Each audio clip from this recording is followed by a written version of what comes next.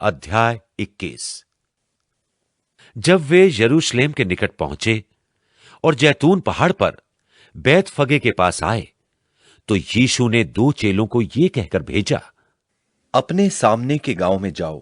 वहां पहुंचते ही एक गधी बंधी हुई और उसके साथ बच्चा तुम्हें मिलेगा। उन्हें खोलकर मेरे पास ले आओ। यदि तुमसे कोई कुछ कहे तो कहो, प्रभु को इनका प्रयोजन है, तब वो तुरंत उन्हें भेज देगा। ये इसलिए हुआ कि जो वचन भविष्यद्वक्ता के द्वारा कहा गया था वो पूरा हो।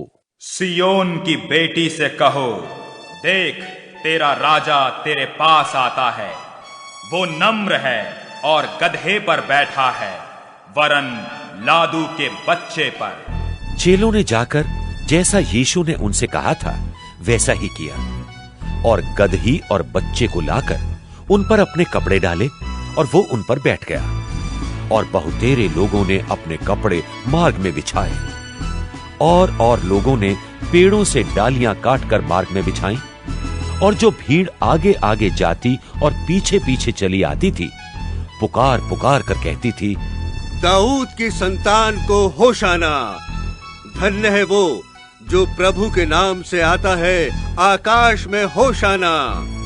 जब उसने यरूशलेम में प्रवेश किया तो सारे नगर में हलचल मच गई और लोग कहने लगे, ये कौन है?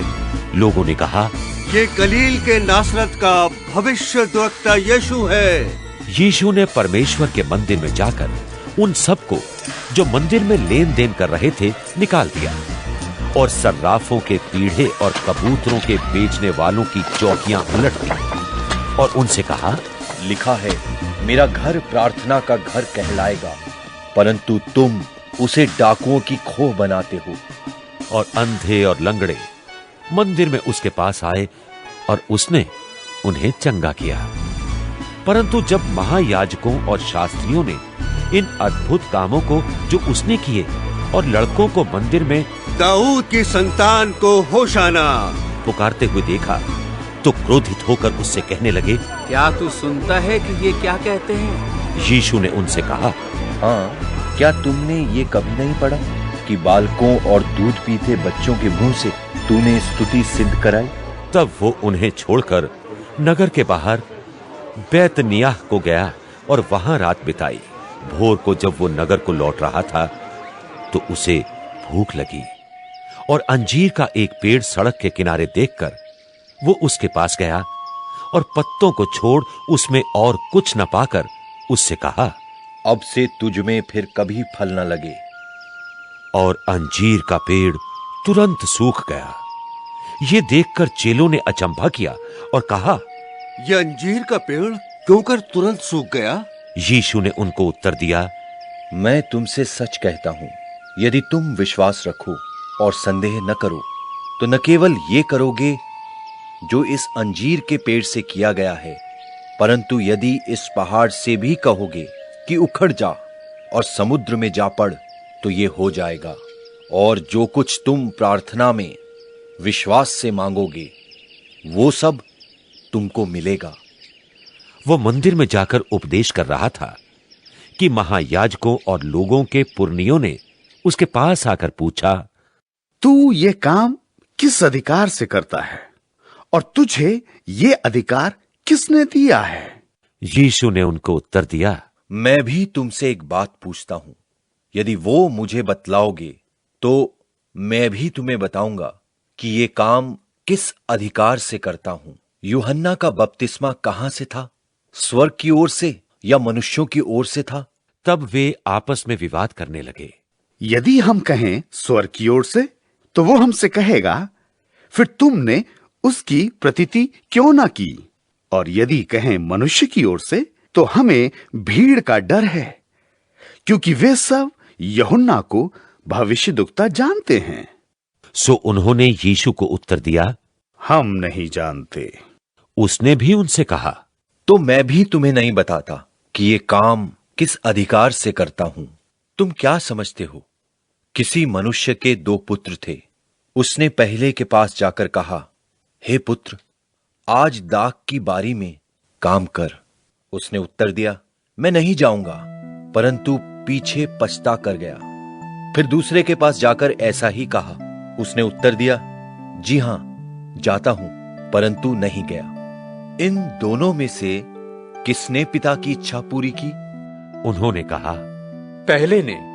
यीशु ने उनसे कहा, मैं तुमसे सच कहता हूं, महसूल लेने वाले और वेश्या तुमसे पहले परमेश्वर के राज्य में प्रवेश करते हैं, क्योंकि यूहन्ना धर्म के मार्ग से तुम्हारे पास आया और तुमने उसकी प्रतीति न की, पर महसूल लेने वालों और वेश्याओं ने उसकी प्रतीति की, और तुम ये देखकर पीछे भी न पछताए कि उसकी प्रतीति कर लेते। एक और दृष्टांत सुनो। एक गृहस्थ था जिसने दाख की बारी लगाई और उसके चारों ओर बाड़ा बांधा और उसमें रस का कुंड खोदा और गुम्मट बनाया और किसानों को उसका ठीका देकर परदेश चला गया। जब फल का समय निकट आया तो उसने अपने दासों को उसका फल लेने के लिए किसानों के पास भेजा, पर किसानों ने उसके दासों को पकड़कर किसी को पीटा और किसी को मार डाला और किसी को पत्थर वाह किया। फिर उसने और दासों को भेजा जो पहलों से अधिक थे, और उन्होंने उनसे भी वैसा ही किया। अंत में उसने अपने पुत्र को उनके पास ये कहकर भेजा कि वे मेरे पुत्र का आदर करेंगे। परंतु किसानों ने पुत्र को देखकर आपस में कहा, ये तो वारिस है, आओ उसे मार डालें और उसकी मिरास ले लें। और उन्होंने उसे पकड़ा और दाख की बारी से बाहर निकालकर मार डाला। इसलिए जब दाख की बारी का स्वामी आएगा तो उन किसानों के साथ क्या करेगा? उन्होंने उससे कहा, वो उन बुरे लोगों को बुरी रीति से नाश करेगा और दाख की बारी का ठीका अन्य किसानों को देगा जो समय पर उसे फल दिया करेंगे। यीशु ने उनसे कहा, क्या तुमने कभी पवित्र शास्त्र में ये नहीं पढ़ा कि जिस पत्थर को राजमिस्त्रियों ने निकम्मा ठहराया था वही कोने के सिरे का पत्थर हो गया? ये प्रभु की ओर से हुआ और हमारे देखने में अद्भुत है। इसलिए मैं तुमसे कहता हूं कि परमेश्वर का राज्य तुमसे ले लिया जाएगा और ऐसी जाति को जो उसका फल लाए दिया जाएगा। जो इस पत्थर पर गिरेगा वो चकनाचूर हो जाएगा और जिस पर ये गिरेगा उसको पीस डालेगा। महायाजक और फरीसी उसके दृष्टांतों को सुनकर समझ गए कि वो उनके विषय में कहता है, और उन्होंने उसे पकड़ना चाहा, परंतु लोगों से डर गए क्योंकि वो उसे भविष्यद्वक्ता मानते थे।